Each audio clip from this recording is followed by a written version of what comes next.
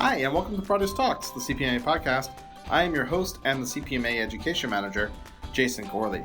Before we get started, I just want to remind you that you can check out elearning.cpma.ca to learn all about the education programs that CPMA is offering online. That includes our podcasts, any webinars that we have upcoming, as well as our online learning credential. Before we get on to this month's topic, here is Selena to tell us all about this month's Fresh Health Award winner. Hi Jason, thanks for having me again. I'm really excited to let you guys know that our December winner of the Fresh Health Award is Bren Beef Farms. We were looking at those great bags of golden beets with a big Have Your Plate logo right on them. And if you go to Bren Beef Farms website, you'll see that they've dedicated a section to Have Your Plate right on the homepage. Congratulations, Bren Beef Farms. If you'd like to nominate someone for the Fresh Health Award, you can email me at skarkash@cpma.ca. Thanks again, Jason. Thanks, Selena. All right, it's the end of 2017, and looking back at 2017, there's been a number of impactful events and evolving innovations that have already affected the produce industry. As with previous years, we've decided to use our end of the year podcast to connect with various members of the produce media to get a brief glimpse into what they're seeing in terms of trends and innovations that are influencing the industry into 2018 and beyond. This is part one of the podcast, so make sure you keep your eyes open for part two, which will be available in just a few days. Joining us on this episode, we have Greg Johnson from The Packer and Karen Davidson from The Grower. Here we go! And now we have Greg Johnson from The Packer. And Greg, what is an emerging trend or innovation that you've noticed over this past year? Thanks, Jason. It's great to be on today. One of the things that the Packer is doing a lot more of than we used to do is covering the organic fresh produce market. We're starting our own event in January called the Global Organic Produce Expo. And one of the things that we want to do leading up to that is highlight how important the organic market is to the fresh fruit and vegetable market in general. One of the things that we want to do also was have some new proprietary data for that event. And, we have our Fresh Trends annual consumer survey that comes out every spring. And what we did this year, and I just wrapped up this week, is we're doing an organic version of it that'll come out right at the first of the year, that we just take the organic answers from the questionnaire. Wondering how different is it from the conventional stuff? Well, of course, that's one of the things that we were interested in. And one of the things we look at is we look at people's purchase patterns by fruit and vegetable category and individual fruits and vegetables. And then we also look at it by their demographics. Through the years I've worked with Fresh Trends, one of the things that's pretty consistent over the years is that demographically with conventional fresh produce, generally the higher income shoppers tend to buy more produce. And generally, people buy more produce as they age. And that's pretty consistent through the years. And so we wondered how that would look when we just took out the organic purchases. And that actually doesn't hold. I can't say that that's a huge surprise. It's a little bit surprising to us as we looked at demographics that whether it was ethnicity, household income, gender, presence of children in the family, region of the country, as far as organic fruit and vegetable purchases, it's pretty consistent. All different demographics like to buy organic fruits and vegetables. But there was one demographic that consistently bought more fruits and vegetables organically than any other demographic, and that was the age group. And not surprisingly, the 18 to 39 age segment, almost across the board, bought more organic produce. Yeah, I think I could have guessed that one. Yeah, that's like I said, it wasn't surprising once we saw it, but it's good to see it actually in statistics and not just your hunch or what you've experienced on an anecdotal basis. So putting down in numbers that the millennials are really driving this trend, and that I guess that makes the answer clear on whether it's emerging or here, or if it's going to have a lasting impact, doesn't it? Oh, for sure. And if you're a produce marketer or a retailer, this ought to make you really optimistic because it's the youngest demographic that's buying their own food. The generation below them really is not buying their own food yet. They're consumers, but they're influencing purchases through their parents. Yeah, I joked with one of my colleagues who said that they aren't making any more baby boomers, so you have to concentrate on different generations. I pointed out we're not making any more millennials either, technically, because those are people born generally between 1980 and 2000. But they are increasing in purchase power. And so as the younger half of millennials are still coming into adulthood and buying their own food. And it's clear they value organic food, especially, we look specifically at fruits and vegetables. So why do you think it is that millennials specifically have gravitated towards organic fruits and vegetables? Well, generally we're seeing that it's a generation that wants to have more information about their food and they want to be more connected to their food. I think we've seen that it's probably, every generation for the past half dozen is getting further from being connected to the farm. And so, every generation asks questions, where does it come from? Going back to our statistics, we didn't separate how millennials answered these questions for, as far as demographics. But we did ask a question on what motivated consumers to buy organic. And we found that the top answer that consumers gave was food safety. And then the second highest was personal health. And then third highest was environmental or social responsibility. So there's a temptation, I think, that the millennial generation is just interested in these outer experiences. Like it's all about the environment. It's all about the workers and whatnot. And I don't think that's the case. It's about yourself and feeding yourself, what you perceive to be the most healthy, the most safe, and for your family too. And so with food safety and personal health being the top two reasons, that doesn't surprise me at all. It's interesting because, well, of course, I would say that by and far, most produce that is available for purchase is perfectly fine and safe to eat. So it's interesting that perception is really driving things. It is, and we're the packer covers the entire produce market. So of course we're always careful with these kinds of things.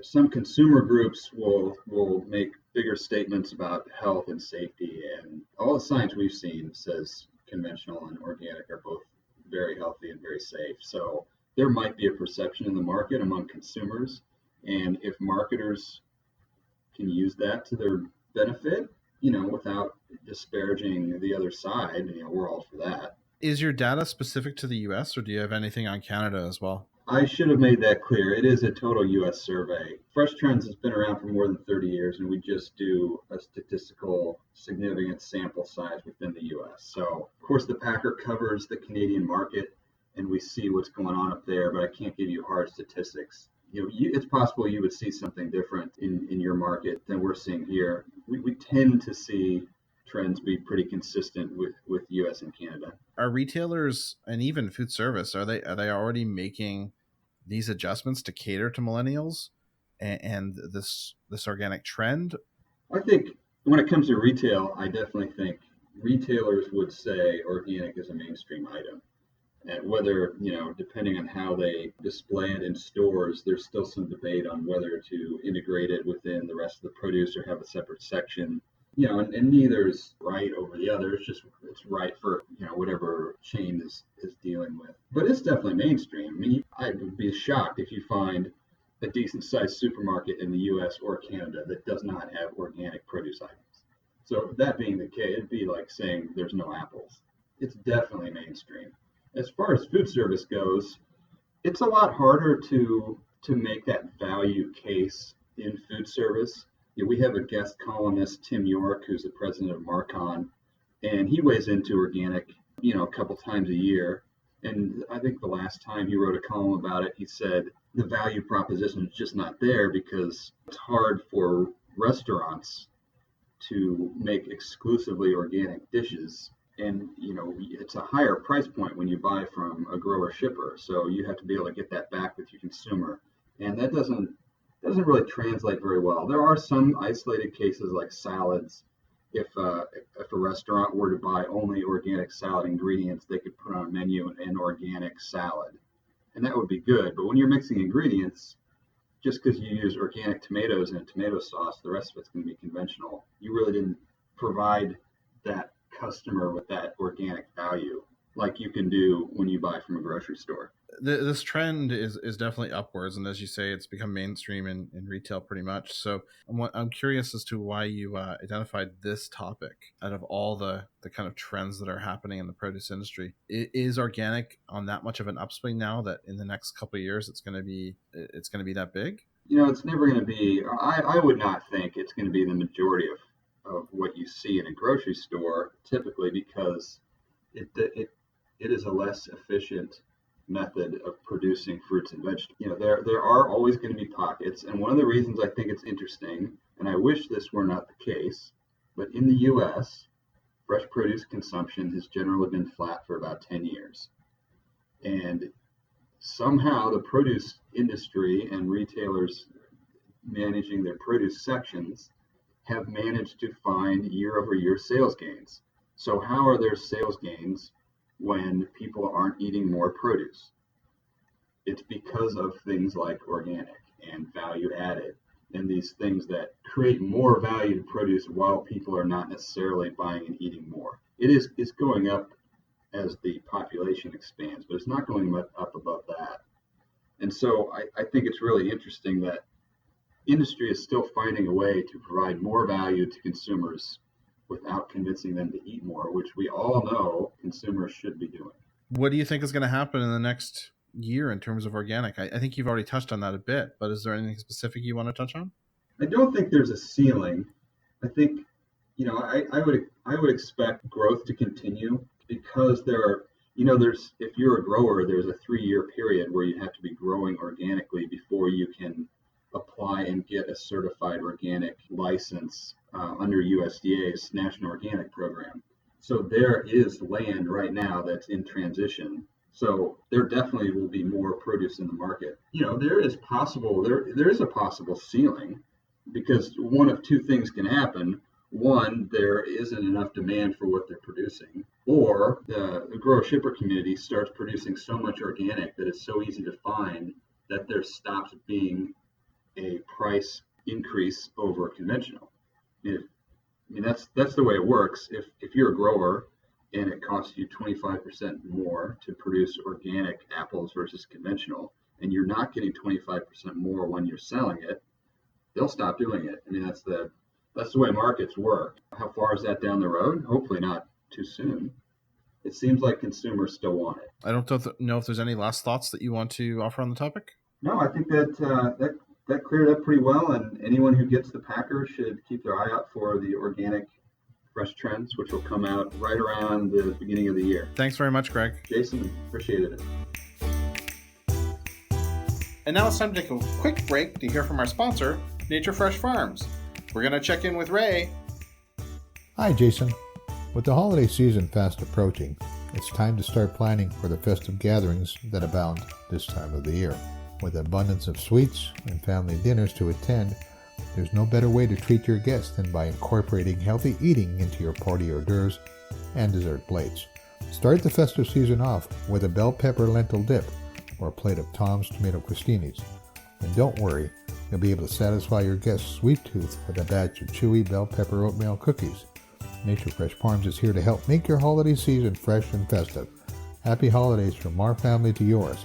For these great recipes and others, please visit us at naturefreshfarms.ca. Thanks, Ray. And now back to the conversation. I'm here with Karen Davidson, who's the editor for The Grower. And the big question that I have for you is the same question I have for everybody.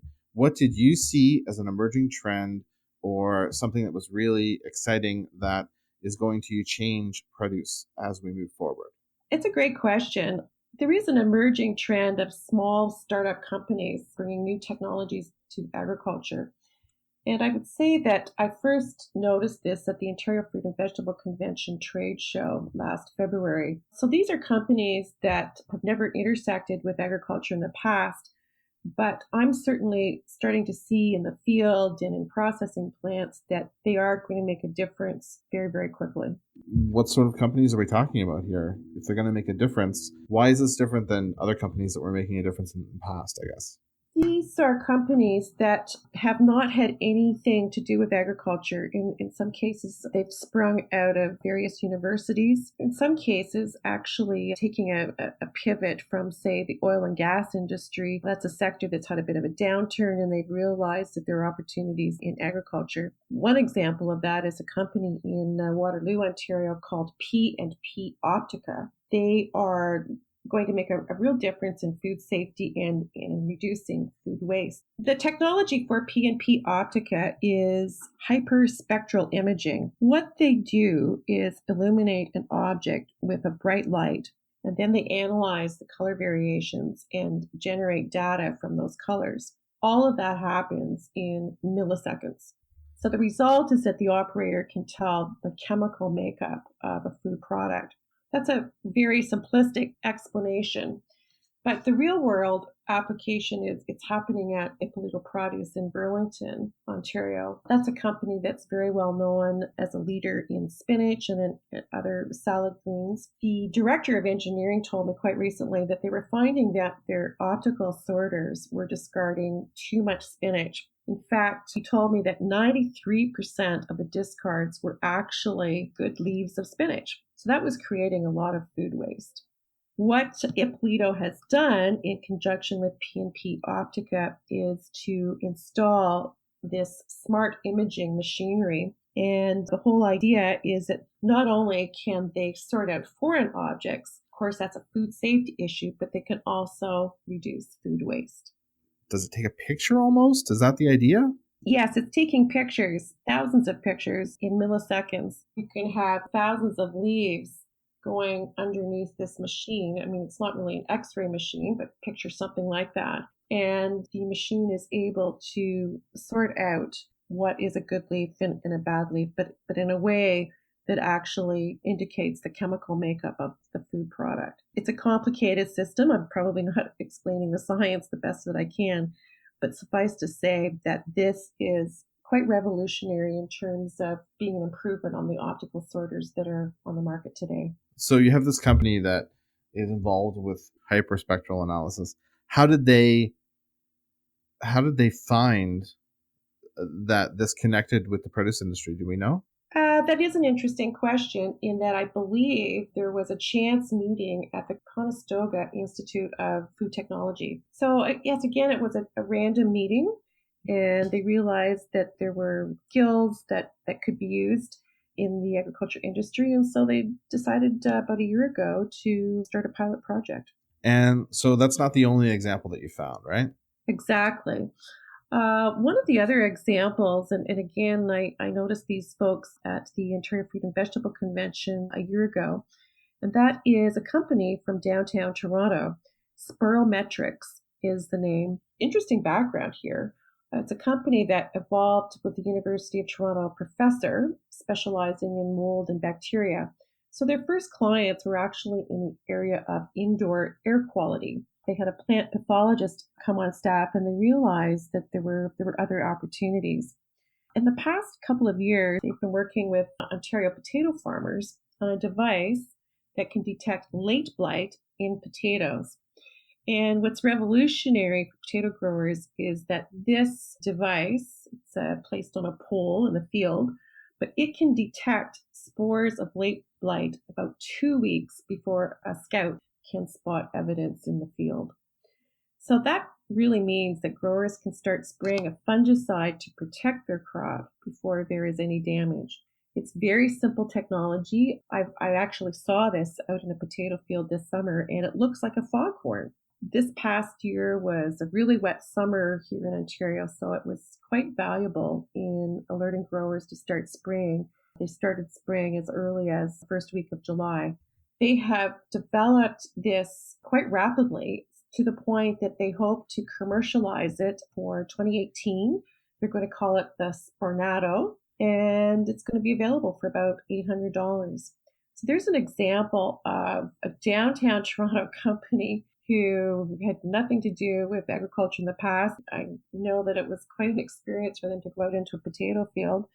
But that's an example where it's going to come to fruition in a very fast way and at a relatively affordable cost. So, and is this a technology that's going to be good for basically any field crop, or would it even have applications in greenhouses? That's a really good question. I know that they are working on the same technology for other field crops, such as tomatoes, because of course tomatoes are subject to late blight as well. Not sure about applications in greenhouses. And I think you have one more example to share with us. Oh, yes. The third example I have is a company out of Vancouver. It is called Ecoation. 8 years ago, they got started. So again, it's not really a startup company per se, but sometimes the overnight sensation is sometimes years in the making. Ecoation is already field testing their innovation in the United States, in British Columbia, in Ontario. They really saw a need in the greenhouse industry. It's, as you know, it's worth about $1 billion in Canada. And so there's really a lot of risk in protecting plants in controlled environments. What's exciting about their technology is that they have developed an artificial intelligence platform. What happens is that an automated robot scans the crop and analyzes plant signals.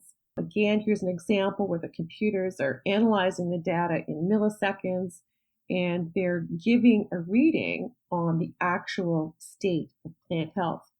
There might be a white fly infestation in a specific part of the greenhouse. The machine will detect that and map the hotspot so that the greenhouse grower can really take immediate action in selected areas. As this technology has been described to me, it's a way to detect plant stress really before the plant shows outward symptoms of poor health. We take an example of humans. When we catch a cold, our symptoms are a runny nose or a cough. Well, this technology literally detects the plant coughing, if you will, and can alert the grower to take immediate action. So it is a form of artificial intelligence. The more plants the machine scans, the better it is at predicting and identifying plant stress. So how far away are we from each grower and employing a computer science specialist on staff? Well, it's really about installing a robot. I think that's the interesting thing about this. It's not so much about having extra staff, although I'm sure you need someone to interpret the data. This is literally about replacing a crop scout, if you will, with a robot that's going to be able to scan the crop 24/7 and give you data that can say this plant or this row of plants is experiencing stress. Let's take a look at what's happening there. Maybe you offer biocontrol, or maybe it's another solution altogether. So this is actually really interesting because it seems like technology companies pivot to different industries at the same time and focus on those industries. So we know that there's been a lot happening down in California around research and innovation in the agriculture and agri-food value chain. So is that kind of moving north with some of the accelerators that we have in Canada, or is this just companies kind of finding their way to problems that our industry has that they can really provide solutions to? Well, that's a good analysis. I know that there are robotic harvesters that were out on pilot tests in Washington State. I'm talking about robotic apple pickers in Washington State this past fall. I'm just reporting on a robotic asparagus harvester in the Netherlands. So the whole area of robotics and artificial intelligence, I think, is coming really quickly. I would say that this is the year, 2017 is the year where I can really sense that things are rapidly changing. I think we're going to be talking a lot about that trend in the next 5 years. We're talking not just about experiments, we're talking about real life pilots that are on the ground as we speak. I think that horticulture is really faced with growing and handling greater amounts of produce in a traceable way, in a way that's certifiably safe. So I think these computer-assisted technologies are really going to help address those issues. If I was a 20-year-old or 30-year-old or 40-year-old in horticulture, I would be very, very excited. I think the next generation of horticulturalists are going to be very data driven, and they're going to be smart growers in terms of analyzing the data and being able to take action on that data on a daily basis. And that's it. That's all that we have for you on this episode of Produce Talks. Remember, we do have a part 2 of this episode where we check in with a few more people. I'd like to thank Greg and Karen for being part of this episode. I'd like to thank Selena for telling us all about this month's Fresh Health Award winner. I'd like to thank NutriFresh Farms, our sponsor. We're very grateful for the support. And I'd like to thank you for listening. Remember, we want you to rate, subscribe, and review to us on the favorite podcast catcher of your choice. And we want to hear from you. You can email us by emailing podcast@cpma.ca. That's podcast@cpma.ca. Maybe there's a trend or innovation that you know of that we didn't quite get to. So we'd love to hear about it. Until next time, remember that it's important to continue to gain new skills, to explore and keep learning, and basically, never stop growing. You will now be disconnected by the moderator.